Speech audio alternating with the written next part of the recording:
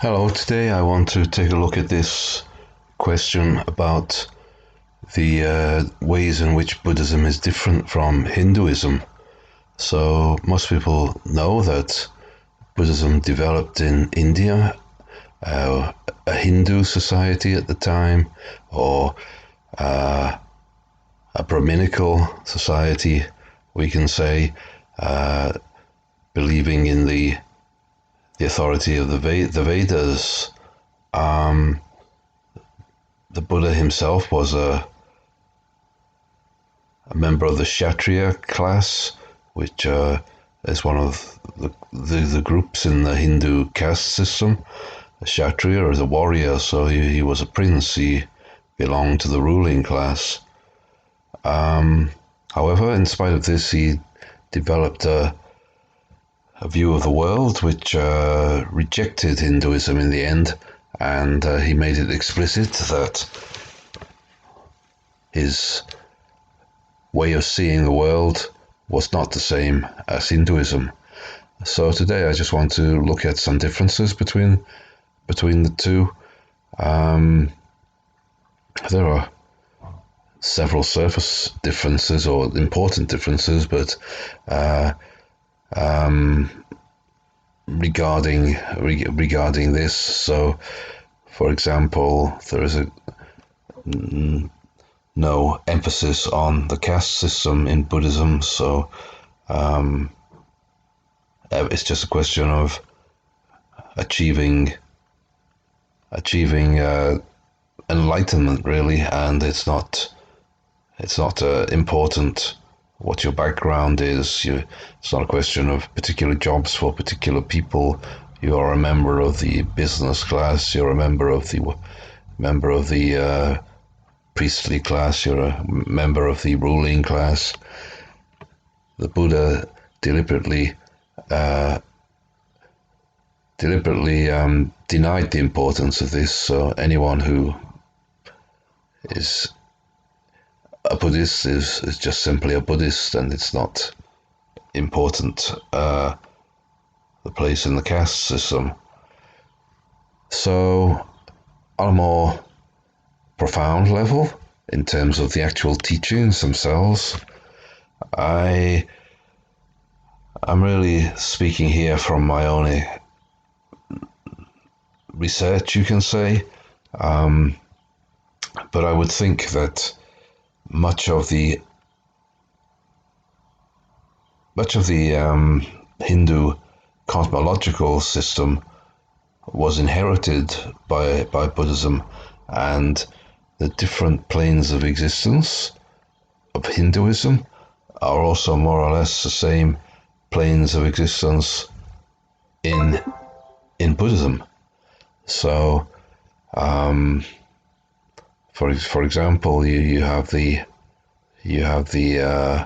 hellish realms, and you have the Preta realm. Well, I'm not sure if the Hindus have the Pretas actually, but you have the heavenly realms, and you have the Brahma realms, the Rupa and Arupa realms, the semi-form realms and the formless realms, and these are all taken to be as different planes of existence which actually exist, and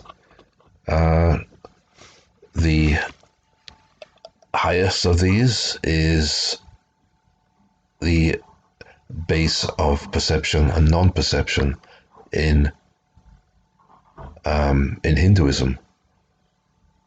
But we can also say that these realms of existence, or some of them, have corresponding meditative states as well, particularly what is called the four Brahma Viharas in Buddhism. So these are four levels of existence in the Brahma realms, where one can actually exist and be reborn, but also also reach through meditative states, and as far as I know, they're common to Hinduism and Buddhism. But the last of these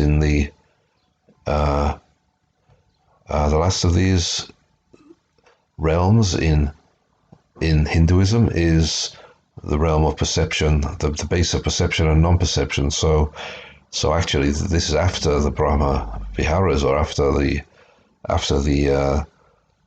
semi-form realms of the Brahma gods.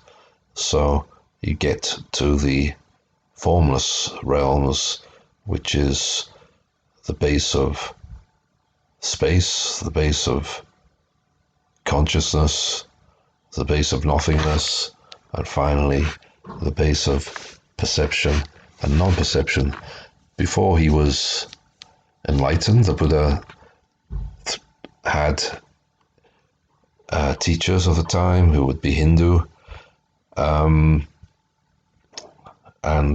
they took him through to the last of these realms, the base of perception and non-perception, which is where any motion or any activity at all is barely perceptible.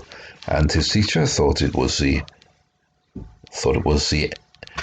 end of existence, which in a way it is, because the Buddha said it was the end of samsara. It was the last of the samsaric realms, the conditioned realms, the realms that exist on the basis of dependent origination and sankharas.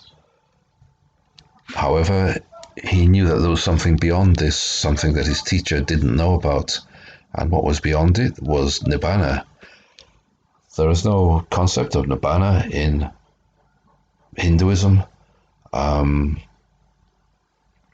so there is also no conception really of vipassana or insight, the need for particular kind of meditative practice to reach nibbana, which is beyond the conditioned realm, beyond sankharas, beyond samsara. For the Hindus, samadhi is the highest state.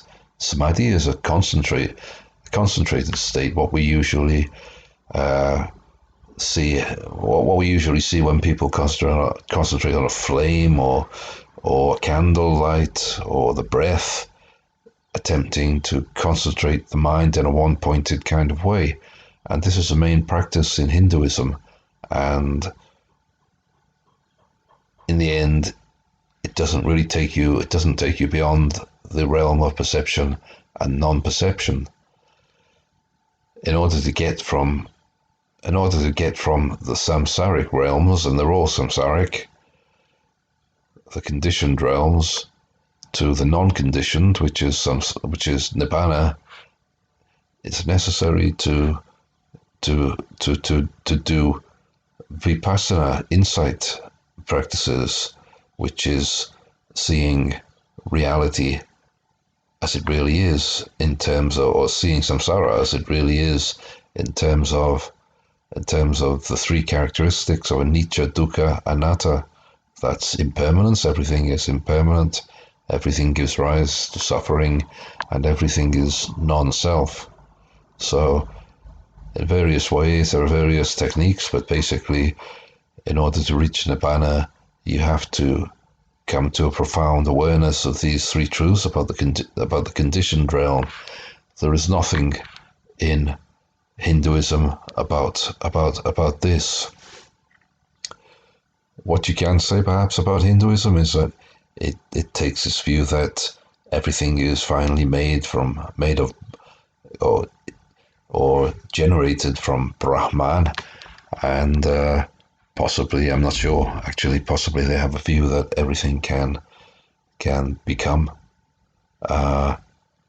one with Brahman eventually, and that would be a kind of enlightenment in Hinduism, which is beyond the conditioned realm. Although I'm speculating there, I'm just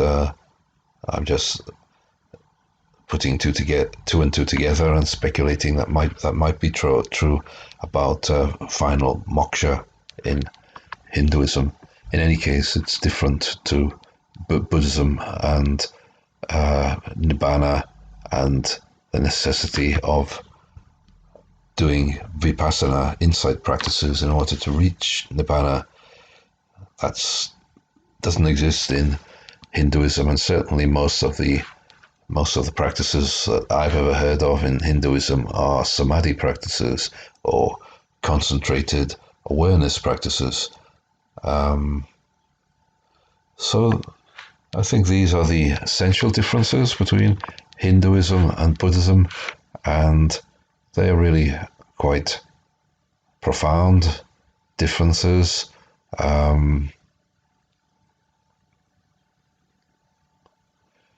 For Buddhism, the conditioned realm is based on dependent origination and is fundamentally different from nibbana, which is unconditioned. All the other realms are conditioned. Nibbana is the one unconditioned realm.